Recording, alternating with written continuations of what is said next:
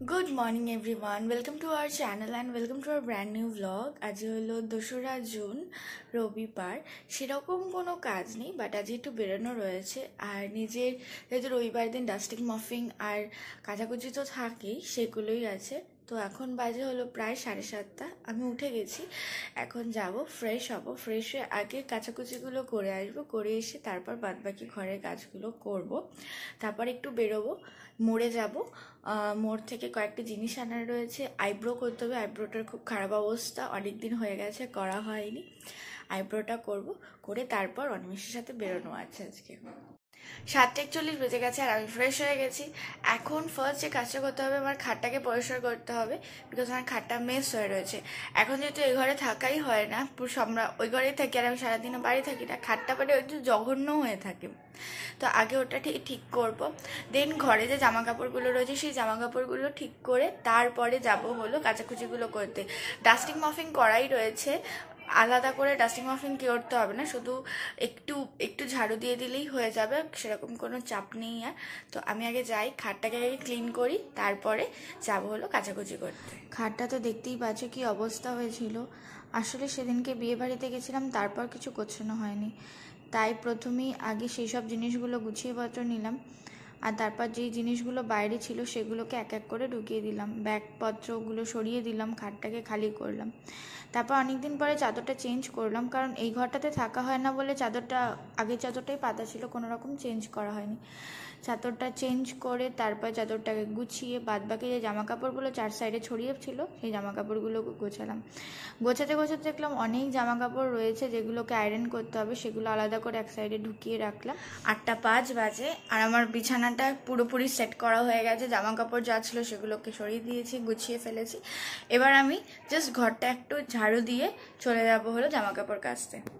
Sunday মানে ঘোরাঘুরি যেরকম কম্পালসারি, খাওয়া দাওয়া ভুঁড়ি বোঝ এগুলো মানে সানডেতে হতেই হবে, সেরকম আমার কাছে এই ডাস্টিং ক্লিনিং ঘর গোছানোটা কম্পালসারি। কিন্তু আমি 2-3 সপ্তাহ শরীরটা আমার খারাপ ছিল, তারপর ঝড় ছিল, ল্যাদ এত পরিমাণ খেয়েছি, আর তারপরে অফিসের চাপে আমার পক্ষে পসিবল হয়নি নিজের ঘরটাকে একটু ক্লিন করা।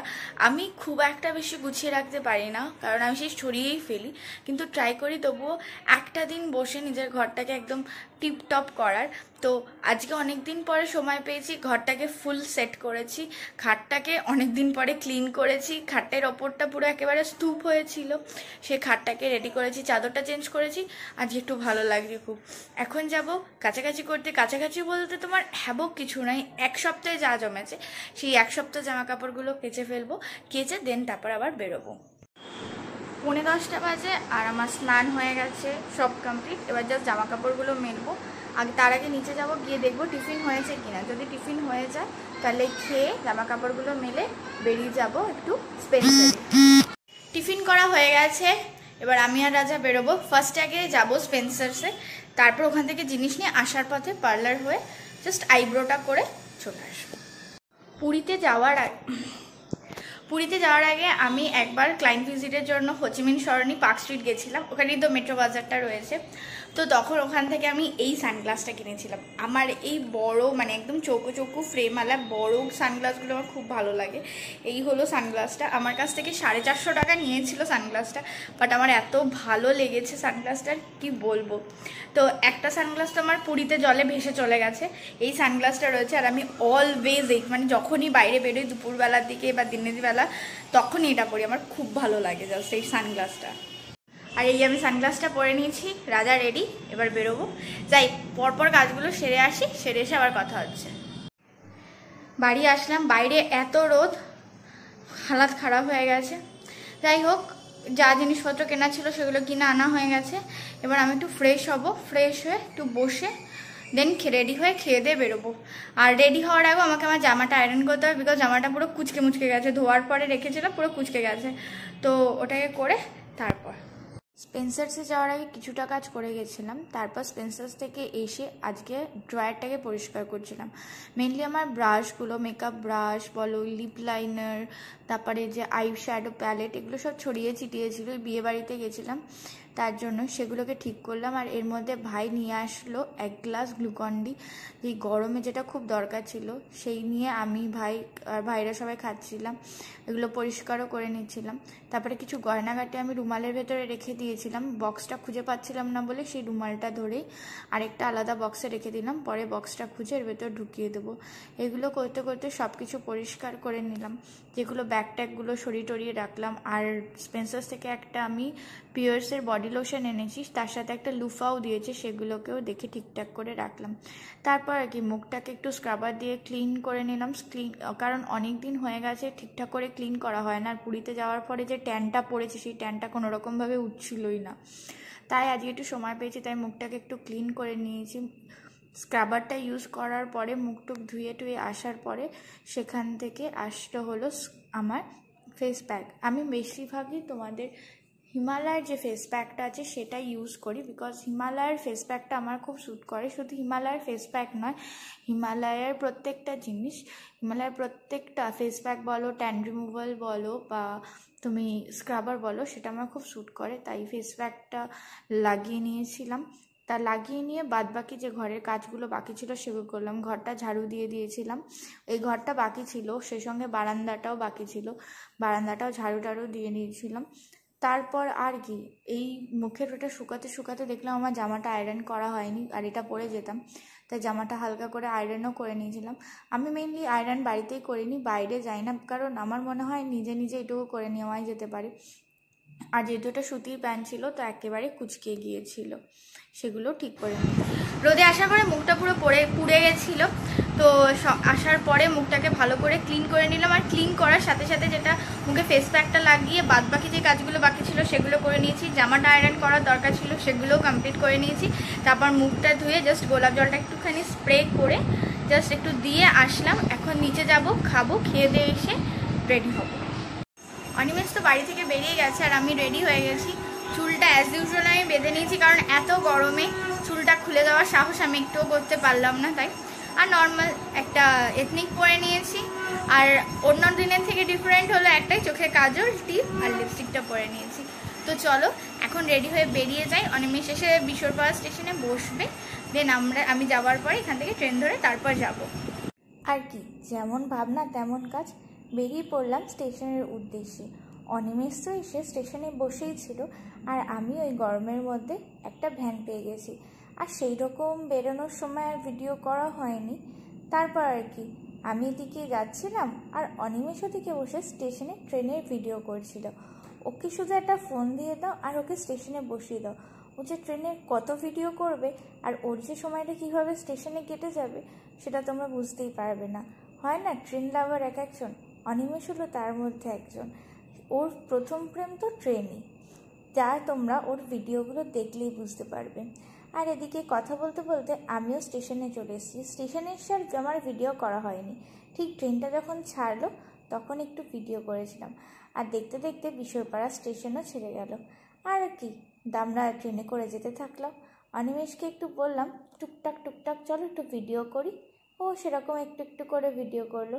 আর এই দেখো আমরাও দুজনে একটু একটু করে ভিডিও করে তুলে নিলাম। আর এই হলো ক্যান্টনমেন্ট স্টেশন। এই ক্যান্টনমেন্ট স্টেশনে আসার সাথে আমাদের প্রচুর স্মৃতি জড়িয়ে আছে, কোনোদিন সময় পেলে তোমাদেরকেও জানাবো। আর এদিকে তো আসার পথে একটা বিরাট বড় স্ক্যাম হয়ে যাচ্ছিলো। আমরা ভুল করে শিয়ালদা ট্রেনে উঠে পড়েছিলাম, যেখানে আমাদের মাঝেরহাটের ট্রেনে উঠতে হবে। তাও একটা কাকু পালাতে চটপট গিয়ে মাঝেরহাটের ট্রেনে উঠে পড়েছিলাম। আর দেখো দেখতে দেখতে আমরা বাগবাজারও পৌঁছে গেছিলাম। এই গঙ্গার পাশে স্টেশনটা আমাদের খুব ভালো লাগে, আর কারণ ট্রেনে যেতে যেতে গঙ্গাটা দেখা যায়। এটাকে অনেকবার যখন গেছি এখান থেকে, তখন বাগবাজারের উপর দিয়ে গেছি, শুধু বাগবাজারে কোনো দিন নামা হয়নি। শোভাবাজার, আহিটোলা নেমেছি, বিবাদীবাগ গেছি, প্রিন্সেপ ঘাট গেছি, কিন্তু এখানে নামা হয়নি। আমার এই জায়গাটা খুব ভালো লাগে, ঠিক গঙ্গার পাড়ে, কি স্নিগ্ধ একটা ঠান্ডা পরিবেশ থাকে, তাই। আর কথা বলতে বলতে দেখো আমরা বাগবাজার পৌঁছে গেছি। বাগবাজার স্টেশনটা খুব একটা বড় নয়, ছোট্টখাটো একটা স্টেশন, হালকা ফুলকা লোকও থাকে। বেশিরভাগ রোববার দিনটা একটু ভর্তি থাকে, কারণ সবাই ছুটি ছবি তুলতে আসে, কেউ ভিডিও শ্যুট করতে আসে। আমরাও সেরকম এসেছি, শুধুমাত্র ভিডিও শ্যুট করার জন্য নয়, অনেক দিন কোথাও বেরোনো হয় না, তাই দুজনে মিলে একটু বেরিয়েছিলাম। অনিমেষও ভিডিও করছিল, আমি মাঝে মধ্যে অনিমেষের ক্যামেরাটা ধরে রেখে দিয়েছিলাম, বিকজ ও ফোন দিয়েও শ্যুট করছিল। চারদিকে সবাই ফটো টোটো তুলছিল, আমরাও কিছু ফটো টোটো তুললাম। আর দেখো এদিকে চারদিকটা কী সুন্দর লাগছে। এই অনিমেষ রিলস দেখছি কী ধরনের ভিডিও করা যায়, কী ধরনের ফটো তোলা যায়, আর আমি বসে বসে গঙ্গা অনুভব করছিলাম আর করছিলাম। হঠাৎ করে দেখি অনিমেষও চলে এসছে, এসে একটুখানি টুক করে দেখি চলে গেল মুখটা। তারপর দেখো গঙ্গার জায়গাটা কেমন সুন্দর লাগছে। আমি এখানে বসেছিলাম অনেকক্ষণ। 8টা বাজে আর আমি বাড়ি চলে এসেছি। মাঝখানে কিছুটা ভিডিও করা হয়েছিল, তারপর আর ভিডিও করা হয়নি। কারণ ভিডিও করা হয়নি একটাই কারণে, আমরা চেয়েছিলাম আমরা দুজনে মিলে কিছু নিজেদের মতো টাইম কাটাই। আর সেকেন্ড হলো আমার মোবাইলটা ডিস্টার্ব করছিল, যার জন্য কোনো রকমভাবে ভিডিও করতে পারিনি। তো এই কারণে হয়নি কিছু ভিডিও করা। আমরা ছোট ছোট ভিডিওর মতো করেছি, মানে ছোট ছোট ক্লিপ নিয়েছি ইনস্টাগ্রামে, আর তোমরা ফেসবুকেও দেখতে পারবে। আমার ডেসক্রিপশন বক্সে সব লিঙ্ক দেওয়া থাকবে, তোমরা চেক আউট করতে পারো। এখন এসছি, আগে ফ্রেশ হবো, ফ্রেশ হয়ে একটু রেস্ট নেব। খাওয়া দাওয়া তো হয়ে গেছে, তারপর আমরা সবাই মিলে একটু বাইরে ঘোরাঘুরি করছি। আর বাইরে আজকে যা গরম, একটু বাইরে হাওয়া টাওয়া দিচ্ছে, তাই আমরা বাইরে রয়েছি। মাসিরা এসছে, মাসিরা চলে গেলে তারপর আমিও চলে যাবো, দেন মুখটাকে ক্লিন করব, তারপর গিয়ে শোবো। Good morning everyone. থেকে উঠেছি, ঘড়িতে বাজে 8টা। অফিস যাওয়া আছে সোমবার, দেখি চটপট করে সব ছাড়ি। সকালে জিমে যাওয়া হয়নি, পেটে একটু ব্যথা করছিল, শরীরটা ঠিক ছিল না। দেখি বিকেলবেলাতে যাব অফিস করে। তো চলো ফটাফট করে রেডি হয়ে তারপর তোমাদের সাথে কথা হচ্ছে। বাজে 8:17। আমি ফ্রেশ হয়ে গেছি, এবার জামাটাকে আয়রন করতে হবে, কারণ জামাটা পুরো কুচকে রয়েছে। ফর্মালটা, এটা ফর্মাল পরেই যাবো। অনেকদিন হয়ে গেছে, একটা সপ্তাহ পুরো ফর্মাল পরিনি, আজকে একটু ফর্মালটা পরবো, তাই ফর্মালটাকে আয়রন করবো। ব্যাগ গোছাতে হবে, কারণ আজকে জিমের জিনিসও যাবে, জিমের জুতো যাবে, সব থেকে ওটার জন্য বেশি জায়গা লাগে। আর সেই সঙ্গে অফিসের ল্যাপটপ তো রয়েইছে। তো চলো চটপট করে রেডি হয়ে নিই, রেডি হয়ে তোমাদের সাথে কথা।